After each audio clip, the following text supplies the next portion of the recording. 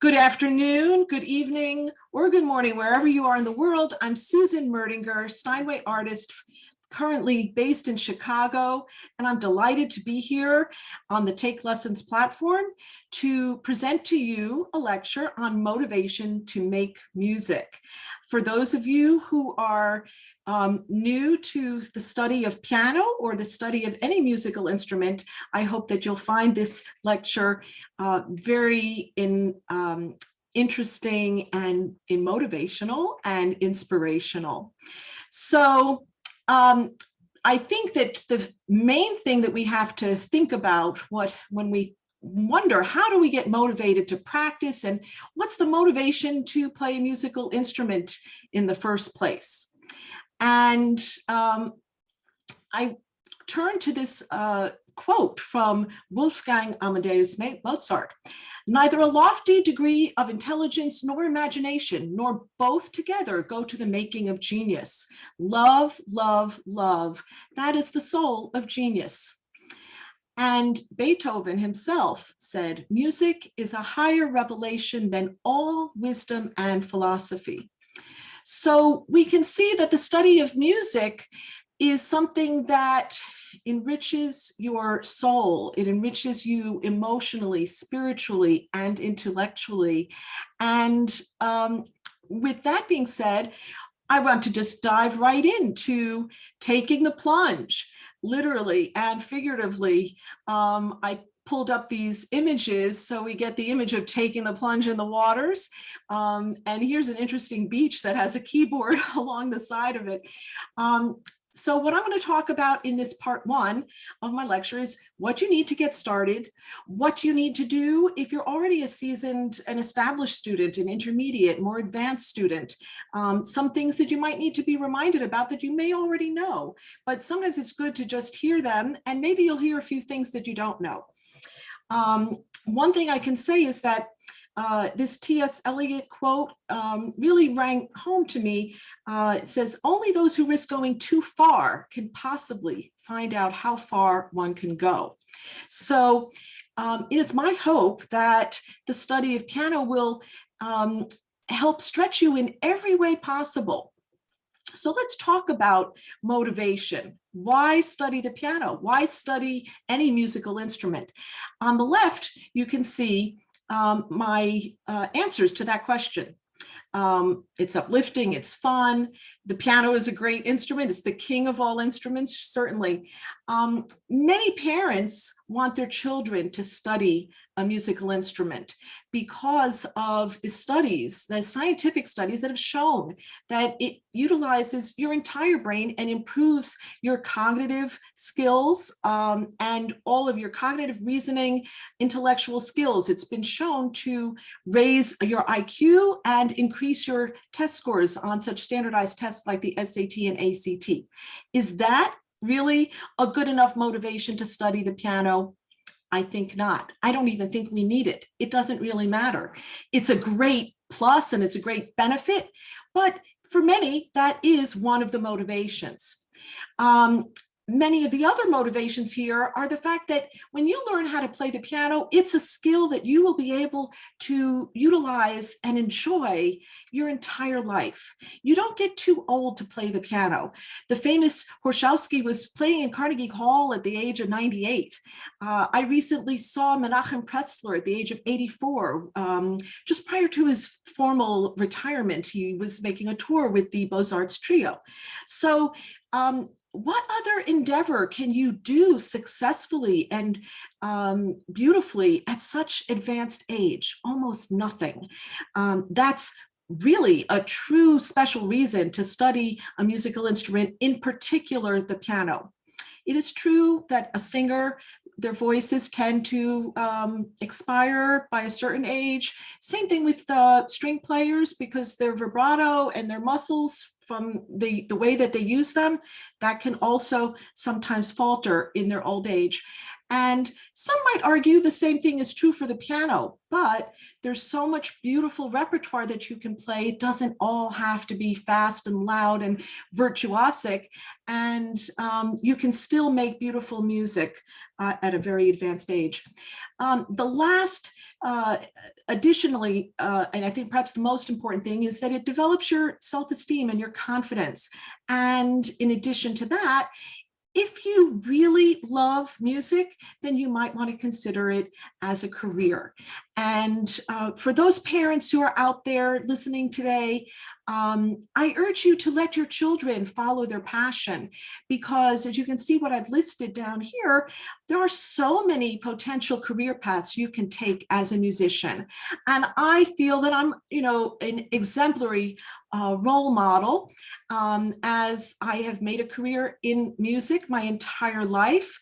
And I've also raised 3 children who are now grown, professionally trained musicians themselves, each in their own special niche.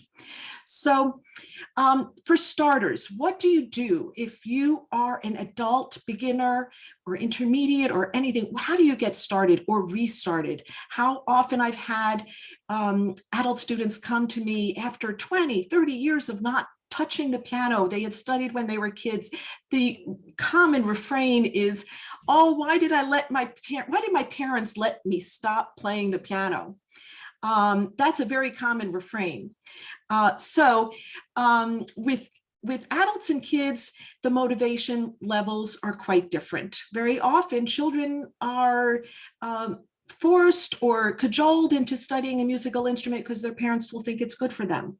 The ideal thing is for the child to want it and love it themselves. And one way that can happen, where it's just a natural thing, is if you expose your children from a very young age, before they can talk, even prenatally, in utero, expose them to music. If you play an instrument, play your instrument.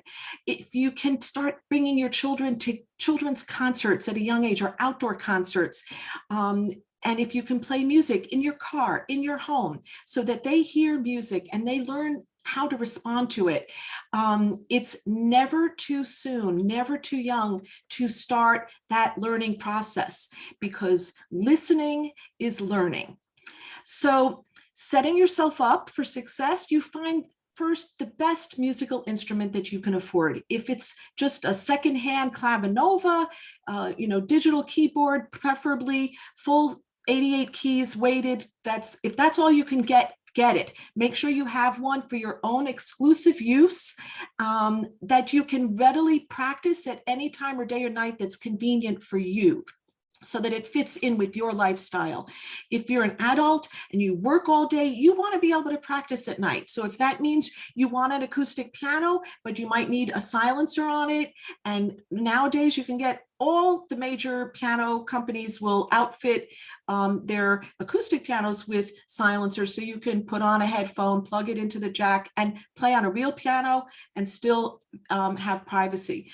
But optimally, an acoustic piano is the best way to go. Finding the best teacher. This is sometimes trial and error, because you have to find the best teacher for you, who resonates with you or your child.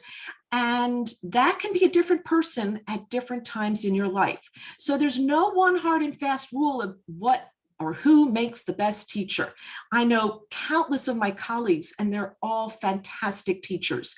It's just a matter of finding who resonates with you, who is well suited to teach you at the stage that you're in, who will meet you at your level.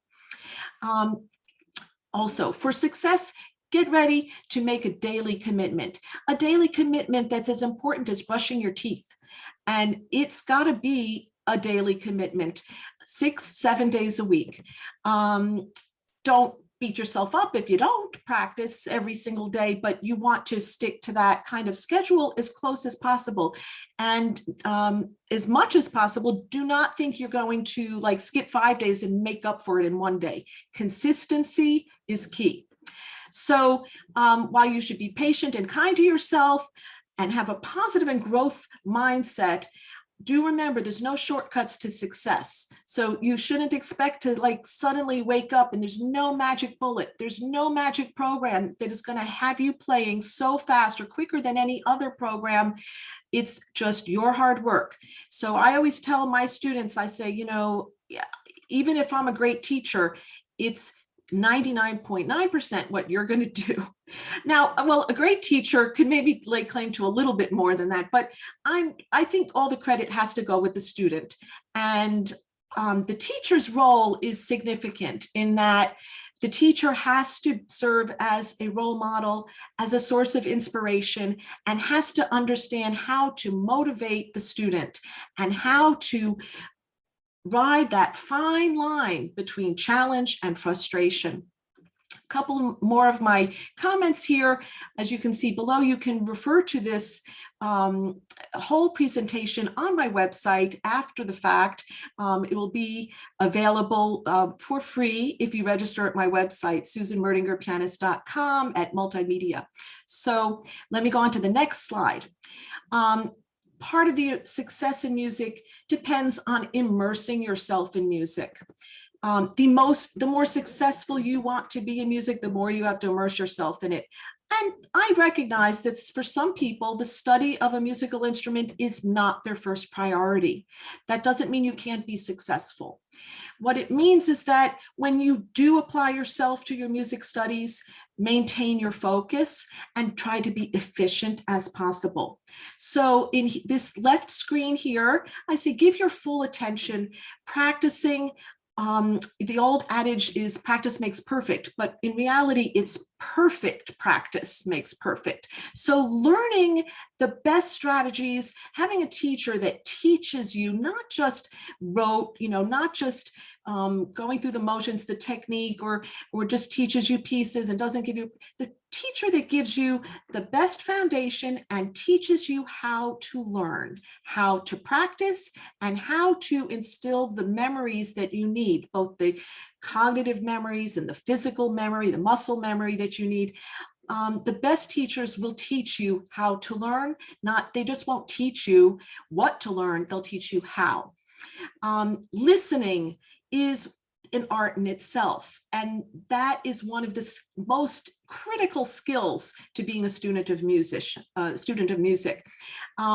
Other things that are important, attending, like I said, attending live or virtual concerts as much as possible, listening to podcasts and radio shows, and talking to your family and your peers about music. And as much as possible, even engage when you become advanced enough and can engage with others in making music together in a collaborative way, in the form of duets or trios or quartets or in an orchestra or a band. As soon as you can start making music with other people, you will recognize the social aspect, which is another one of the true benefits of being a musician. In the middle section here, we see setting goals and planning. Goal setting is essential. You must define what your goals are. You must write them down, have a plan, have a strategy. If you're not a competitive person, then competitions are not going to be part of your strategy.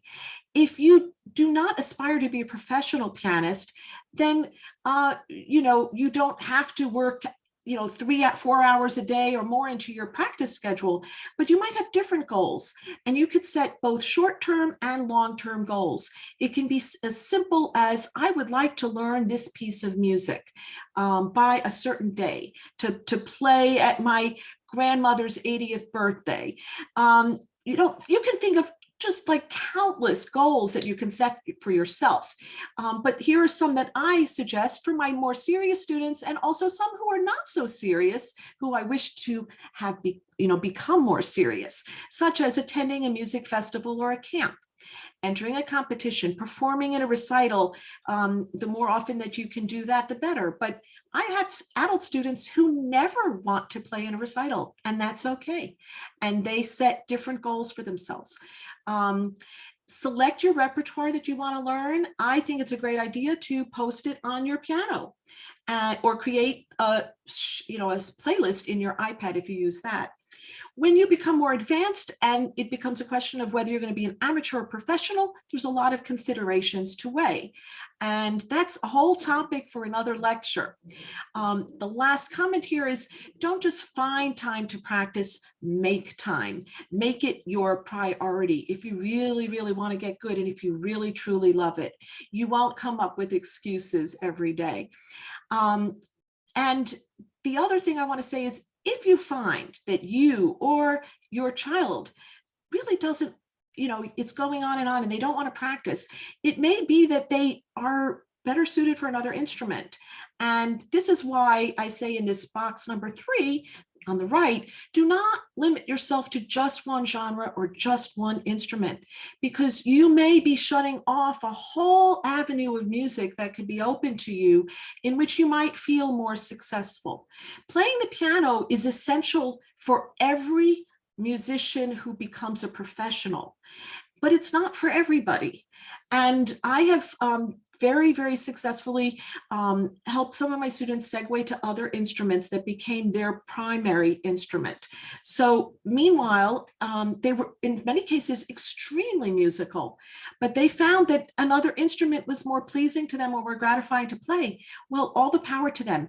Studying the piano is never a lost effort. It's never a lost activity. You will always benefit and always gain something from it. In fact, all of my students who take piano lessons and then go on to take violin or flute or French horn or voice lessons, they are all better musicians, and their teachers always find that they're easier to teach as a result.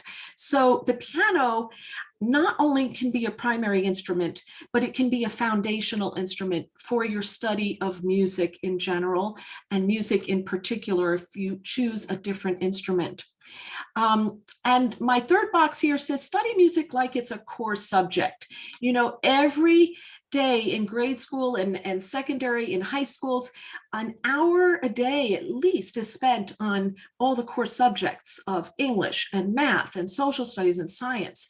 And you have that every day for 13 years, K through 12. So and that's why you get good. That's why you establish proficiency. And that's still just the tip of the iceberg. That's why you go to college. That's why you go to graduate school, to further your knowledge in one of these areas. Music is a core subject. And it offered as a major and a minor at every major university and college. And if you remember from the very beginning, there are so many career paths that you can choose as a musician. So while many people choose to study music to help them get into a good college or to just enrich themselves, but they really know they're going to be a doctor or a lawyer, or they're going to be an engineer, or they're going to be a botanist, or they're going to be a teacher, or they're going to be a nurse, you don't know maybe what you want to do in your life. Or if you're an adult, you already know what you are and what you want to be, and you're happily ensconced in your career. Well, it really doesn't matter that much, because you can still get good and you can become a great pianist on an hour a day over not days or weeks, but months and years. And I'd like to refer you to a book I'm going to mention at the end called The Talent Code. And everyone, I'm sure, that might be on this call knows about the 10,000 hour rule. Let's go on to the next slide. This is rewards are highly tied into to motivation. And as you can see here, I've listed various types of rewards. Intrinsic rewards and extrinsic rewards are two examples. In general, rewards may work on the short term. They don't really work on the long term, but they are a tool that every teacher and every parent should use. As adults, we expect to be rewarded with when we go to work, when we expect to get paid for our work, because that's our reward. That's a form of a reward, is your salary, is your income.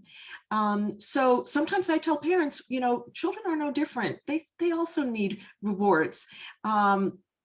And so, for the age-related rewards are things like sweets and stickers for really young children. For maybe an older child, getting them concert tickets or theater tickets or something that will be enriching for them, or special coaching with a top teacher, or a brand new instrument if they've shown the kind of dedication and the commitment that would warrant such a large reward. But remember, small little rewards can be very good on the short term, but they are no substitute, the extrinsic rewards, for the intrinsic rewards. And that is my goal as a teacher, because my belief is the intrinsic reward has to be revealed to many students. It's not always there initially. They don't know it. It takes them time. It takes many students time to discover the rewards of being a musician. And so you have to stick with it long enough to discover those intrinsic rewards, unless you happen to be born with this innate passion for music. So remember, you can start creating that intrinsic love for music by playing for your very young children music, and letting them hear really good quality music all the time, and make music yourself if you're a parent. Praise versus criticism. This is a very interesting thing. How do we teach if we can't correct, if we can't make the necessary criticisms, if a student has a wrong rhythm or plays a wrong note? Some children can be very, very sensitive, and so can some adults. I really truly believe that you attract more bees with honey. And you should have a teacher that knows how to balance the criticism, with praise. So criticism should always be constructive, objective as possible, but often it is subjective. This is a subjective art form. So you can expect that you might hear one thing from one teacher and hear something totally different from another teacher. Very often, though, if you were to take a master class with another teacher from your own, you'll find out that you're being told the exact same thing. And most teachers love it when other teachers and concert pianists and prominent musicians just corroborate what they've been telling their students all along. Sometimes you need to hear it from someone else. So it's very important, though, that you have a teacher that will offer you the proper kind of praise, the proper kind of criticism. And yes, there is a best type of praise. Clearly, you need to sometimes offer more praise and more encouragement to students who are very, very hard on themselves. And but always, you should praise the effort more than the actual natural talent or giftedness, and help that student realize that if you do this, when you praise the effort, they are always in control of their effort and their results. If you praise their innate talent and giftedness, and then it's a demotivation. It will unmotivate your child. Telling them that they're gifted and they're so talented and they're so wonderfully, God's gift from heaven at the piano, well, it will demotivate them to practice, because if they're so talented, why do they need to practice? Why does anyone need to practice if they have such natural gift, right? So it's the other thing is, if they should fail, they will attribute it to them personally. They'll take it harder. They'll say, well, I guess I've been lied to. I guess I'm not that gifted and I'm not that talented, instead of realizing that it was their lack of work. It was their lack of perseverance. And let's face it, there's a lot of talent out there. So if you're looking to be successful, you can't not rest on your natural talent. And talent alone is, like we heard from Mozart, intelligence and talent is nothing without love. So no matter how hard you might, if you don't love the piano enough to really persevere, you're not going to stick with it. And that's fine. You could get to a very high level and you'll always have your music. Your child will always have the music. You will have your music for your entire life. So for those of you who are more at the intermediate to advanced level and you want to go to the next level, you have to recognize when you have outgrown your current teacher and move on if necessary. And I tell this little anecdote. When I was young, I was studying at the Westchester Conservatory of Music. And after about 5 years with my wonderful, beloved teacher, Jeanette Binder-Golub, the powers that be decided I needed to study with the director of the conservatory, Michael Pollan, who had been a conducting protege of George Sell, and he had been schooled in piano playing at the Hochschule für Musik in Berlin, Germany, and he was one of the best teachers I've ever had. And I was literally just transferred into his studio, and forcibly, really. I didn't have a choice in the matter. I didn't know what was happening. All I know is that my mother recounts how every day and after every lesson, I cried like a baby. I was for a year, and she was beside herself, and she didn't know what to do. But I stuck with it because this teacher was wonderful, and he was much stricter and sterner and more disciplined than my first teacher. But each teacher played an essential role in my musical development. And my first teacher, who was schooled in the Russian school, she was like a grandma to me. But she taught me with such love and care and such devotion. How could I not love the piano with a teacher like her? It almost brings tears to my eyes. My teacher, Michael Pollan, he was a strict one, but when I did something really well, when I made him proud, the glimmer in his eye, it's something I'll never forget. If you visit my website, you can perhaps find some pictures of me with Michael Pollan. I may even have one with Mrs. Golub when she came to hear me performing the Schumann Concerto with the Yonkers Philharmonic a long, long, long time ago. Anyway, getting on, I don't want to get too personal. This whole page here is a topic for one whole lecture by itself. So if you're making notes of this and you want to ask me any questions, feel free to do so. This is more specific training, piano pointers. Everybody will tell you that slow practicing is extraordinarily important.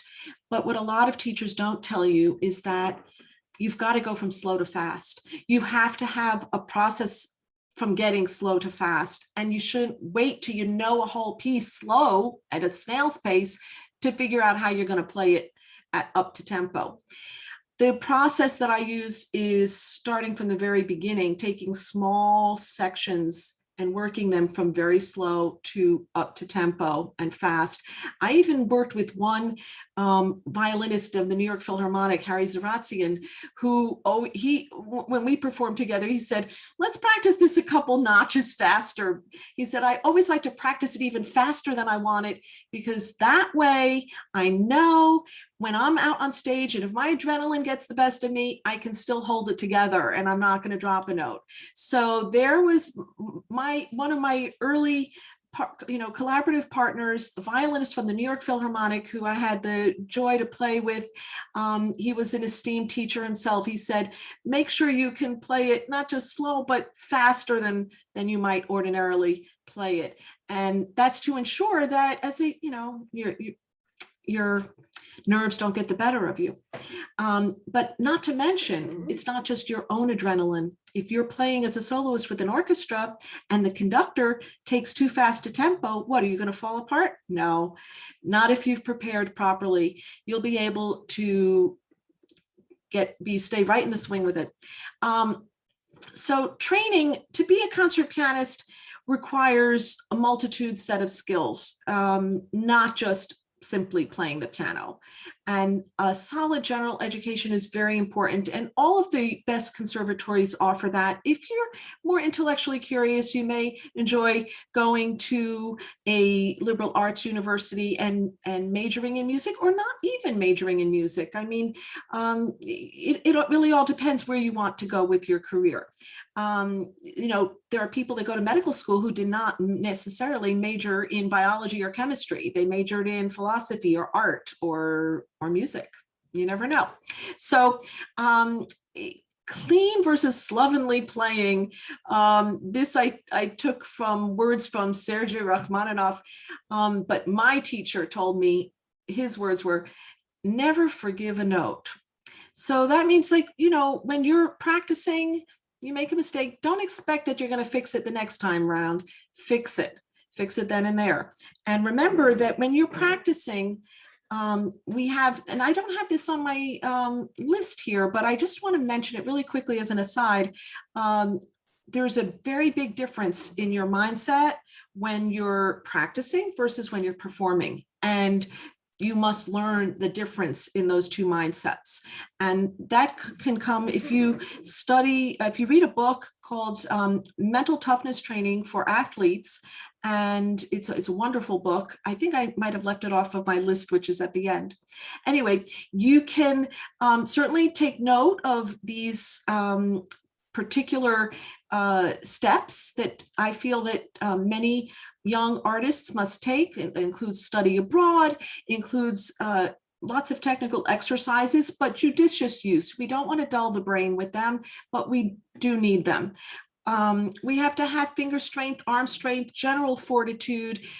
We need to have very agile hands and fingers, and a natural music talent is a really great thing to have. What do you do if you love it so much, but you don't have a particularly great talent? You can still overcome that, but people tend to be drawn to things that they have some innate ability, because of that fine line between talent, challenge, and frustration. And if you have to work 10 times harder than the person next to you in the practice room next to you to achieve the same level, at some point you might really get tired and say, gee, maybe I ought to pivot and change my direction. Anyway, focus and concentration, having some financial support. Wow, that's a real biggie. It's very important because it's a very time-intensive career. And of course, artistic management, marketing, booking agents, these are all important once you have finished your formal studies. If you are a young prodigy, then this kind of thing may be helpful at a much younger age. Just be careful that many young prodigies burn out and don't even stay in the field of music. I wish I had $1 for every prodigy who didn't remain a musician professionally in their adult life. And these are some of the essential attributes for pianistic artistry. Now, I will tell you that these apply to not just professionals. I apply the highest standard to my teaching of beginners of all ages and intermediate, advanced. It really doesn't matter. These are pointers for everybody. First of all, you want to develop repertoire that's suitable to your ability. You want to form the proper concept of a piece. You want to have a beautiful concept of tone. If you don't have a beautiful concept of tone, then what is music all about? You must have a good ear for this and must be able to listen to the minutest details in the music. You must have technical proficiency. This is developed with a lot of hard work. Control of phrasing, articulation, control of tempo and tempo relationships within a piece, character and inflection. Because playing the piano, playing any musical instrument should become as easy as speaking your native tongue, your native language.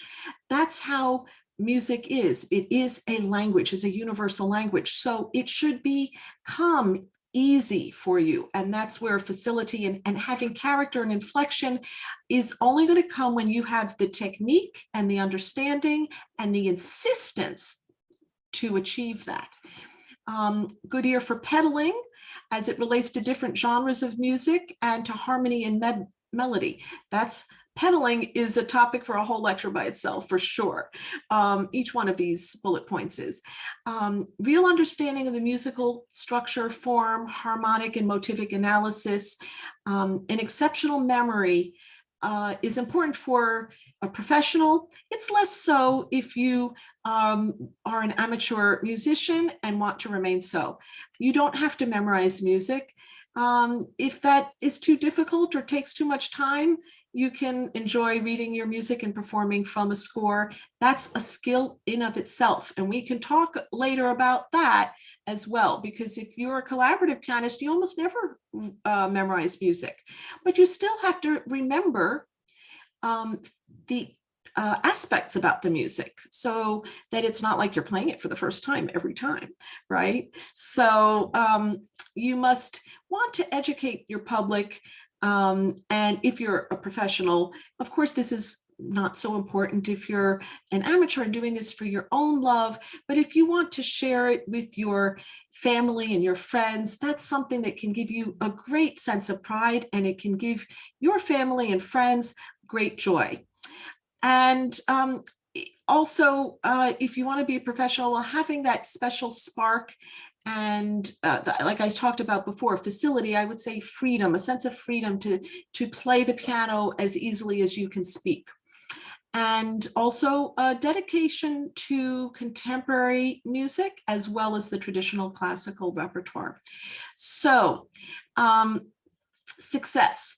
You must define what success means to you and only you. And here are some of this is just going back to the basics of what this talk is about. Now that we've talked about some particulars, the P's: passion, perspective, perseverance, and perfection. So if you want to take a little glance at this, the perspective of being willing to learn your entire life. That's how vast the piano repertoire is. You will never grow tired of it. You will never run out of music to study. And you should want to study this for your whole life. That will, with that kind of perspective, then each day that you're working, it doesn't become like a do or die thing. It just becomes an intrinsic part of you, who you are, what you do. And this doesn't matter if you are a doctor, or a lawyer, or a businessman, or a banker, or a teacher, or if you're a young student and it doesn't really matter. And figuring out what you love the most, I alluded to that before. And when I was talking about making sure you figure out what's the best instrument for you, I do feel that piano is the most, I would say, universal instrument that can be, has the most universal appeal. And, a couple of things I didn't mention are the fact, what are the qualities of the piano that make it such a wonderful instrument to study? Well, you can be a pianist as a soloist, but you can also be as a collaborative pianist and play with others. So you can play in an orchestra or as a soloist with an orchestra. In a band, you can play, first of all, second of all, you can use the piano skills as if you want to be a composer. So there's many different ways that, playing the piano is an essential foundational instrument for all of your music studies. This middle one I put in the middle, perseverance, is the most essential quality for success in anything you do. Anything. Why? Because you will always, it doesn't matter what career or what you do, you will always experience times of difficulty, of challenge, of struggle, of hardship, of setbacks, of failures. And you have to be able to accept those failures and stay calm and carry on, keep going. And I remember when I did very few competitions in my youth, very few, but by the time I got to be a junior or senior, I won a big New York State competition. And then I did some of the big ones, like the Leeds competition, the Montreal International, the William Capell, and a bunch of others. And I won some, I lost some. What I can say is that the competition, every time I didn't win one, it made me more resolute to say, I'm going to show them. I'm going to show them. I always felt like, even when I played perfectly and I didn't win, I always felt like somehow it was because of something I did or didn't do right. But it didn't faze me. I just kept going. And that's why I'm still here and I'm still a pianist.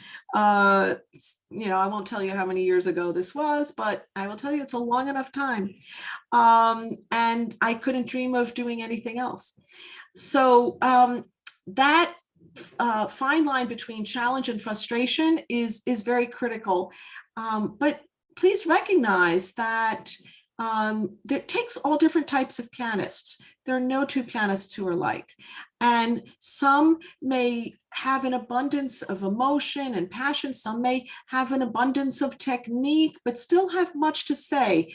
I would say that your best thing is to carve out your niche and find the music that resonates with you, the repertoire that you can play as well or better than anybody else on this earth. And that takes some work to figure that out. But not everybody has to play Rachmaninoff third or Brahms second piano concertos. You can opt to play other repertoire. If you find that you don't have a hand that can play a certain piece, then stick to other repertoire that might be a little bit easier, but just as fulfilling and just as beautiful. Perfection. I would say that you must have that quality that always wants to strive for perfection, and you must never let go of that as your goal, but you must recognize that it's almost never attainable ever in a concert setting, in a live concert setting. Perfection doesn't really truly exist, because what sounds perfect to you may sound imperfect to somebody else. And that's because we are dealing with a very subjective art form. So that's why so many pianists, are bound, and they all have different fans and different, one person likes this pianist, one likes the other pianist, and everyone finds different repertoire that helps distinguish them. So I'm a pianist. I never get tired of hearing piano music played by lots of different pianists, and I'm married to a pianist. So that tells you something. Anyway, if you are striving for perfection, you have to ask yourself, what would be the sacrifice for the attainment of that perfection?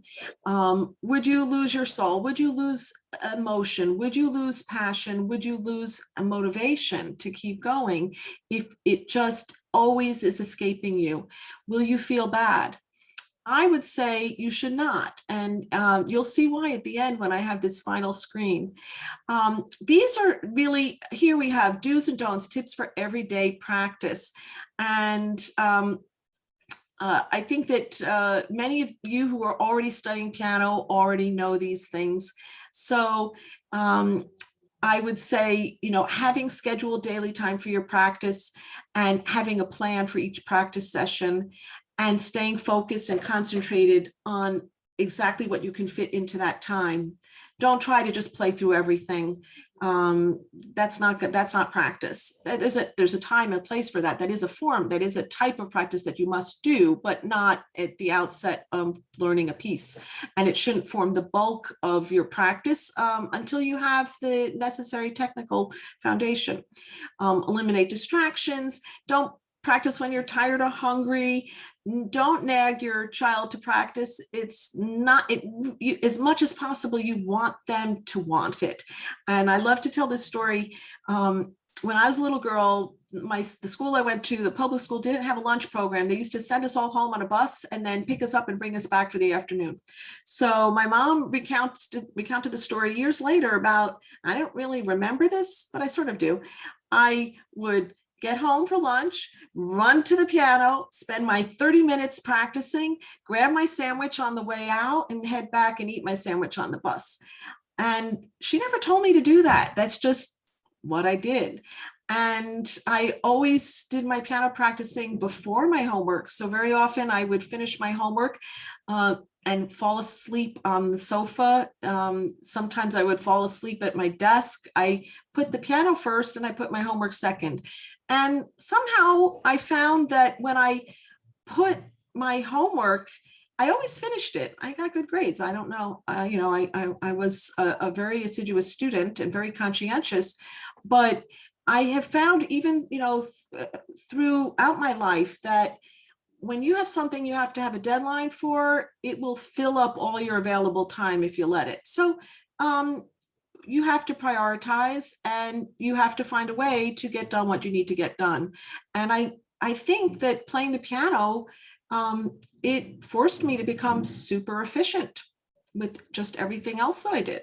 So so that's an important thing. Studying and listening to your music away from the piano, that's also a great thing to do. Today, I've had a little earworm. I can't get this tune out of my head because I did a recording session with my daughter yesterday and I can't get it out of my head. And that's what happens to us musicians. It's kind of an obsessive compulsive personality, but in a good way. One of a couple of these last items are very important. Keeping a practice log of your daily practice. I don't remember doing this as a child myself because I was just always practicing. I filled up every available time that I could because that's where I wanted to be. But it is a good thing to do. And that's because when you start getting used to keeping a log of your practice, you can establish how long it takes you to learn a given piece. And if you continue to do this, if you're going to become a professional, you need to be able, someone sends you a score, you need to look at it, you need to be able to read through it, you need to be able to assess, can I learn it in time? How long is it going to take me? Are they paying me enough to do it? That's why time management and understanding just how long it takes, and no matter how long you think it's going to take you, you can triple it. If it's a difficult piece, you can triple it. And I say that because, like I always say, you fill up all your available time when you're really dedicated to this career. The last 2 points, very, very important. Use their metronome. Very, very critical. I wish I had used a metronome more in my youth, and I studied under a wonderful pianist when I was already in between my college years at the Chautauqua Institute, Ozan Marsh, and he taught me a fantastic metronome technique to learn and practice with use of a metronome. And it's so helpful. It helps you make sure that you can practice your hands separately and make sure that they both get to the same tempo at the same time. Don't just judge the beat of your heart and what you think is slow or middle or fast. You have to have an actual gauge for how fast or slow you're practicing something. And there's something called perfect pitch in music where you can identify a tone. I believe also in art, there's like perfect color memory, because I think pitch and color, they're both, frequencies of light and frequencies of sound.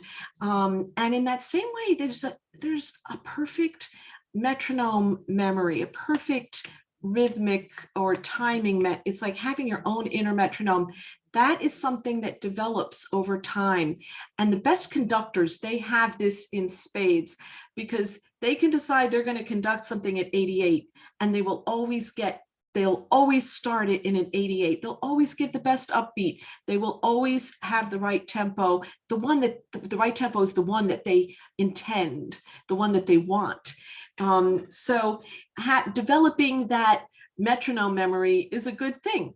And the last thing, believe in yourself. You can do it. Now we come to the end, and I want to just say we have just 3 more slides. I'll just show them to you. Helpful resources here, and some books that I think you might find very, very interesting. Your Brain on Music and Make It Stick, The Science of Successful Learning. And we have John Powell's Why You Love Music. And here's one, The Great Pianists on Piano Playing. And yet another, this one is nothing to do necessarily with music, Drive. The surprising truth about what motivates us. And the first one on the list was by one of my teachers and my husband's teacher, Donald Currier, who was now the late professor of piano at the Yale School of Music. And he wrote a whole beautiful book on why the piano. You can see in the lower right corner some of my favorite exercises. Pishna and Philippe, I love for strengthening the fingers, and Czerny and Hannon. The Brown scale books, one of my favorite scale books. Bergmuller pieces are wonderful for the young students. Brahms 51 exercises, essential. And these are a whole bunch of different method books. And if you have any, please do ask your questions. I see I'm getting some questions here.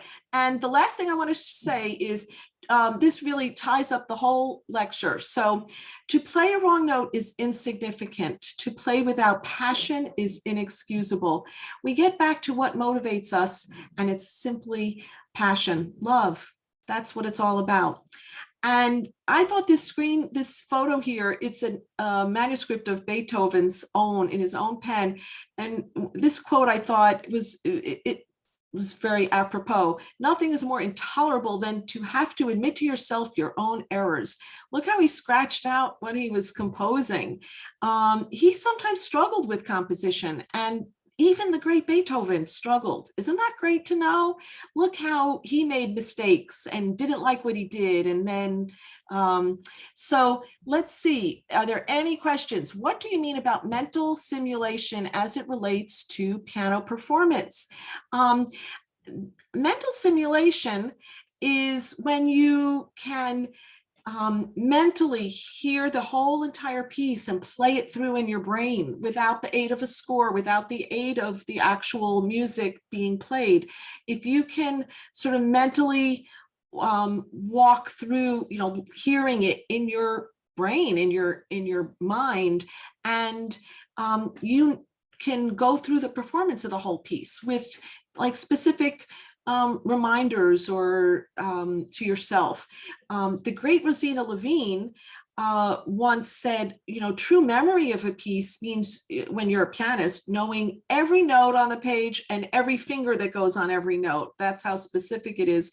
Now, this is for classical piano. For jazz piano, it's entirely different, because improv, it's going to come out a little different each time if you're a jazz pianist, and you still have to have accuracy. You still have to know your jazz scales and your modes and your riffs and stuff, but you can sometimes turn a wrong note into a right note, depending on how you inflect it.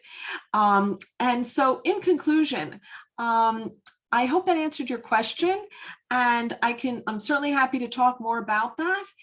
If there's any other questions, I just want to conclude by saying, take heart. Courage comes from the Latin word cor, meaning heart. Cultivate the love and that comes from your heart, and you'll lead a brave life full of passion and emotion that will stimulate your dedication and discipline to do things that are meaningful to you. And if that's what motivates you, if music is truly meaningful to you, then just remember that. It comes from here, it comes from your heart, it also comes from the brain, but it's love, love, love, in the words of Mozart.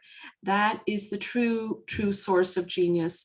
So thank you so much. I'm really delighted to be here.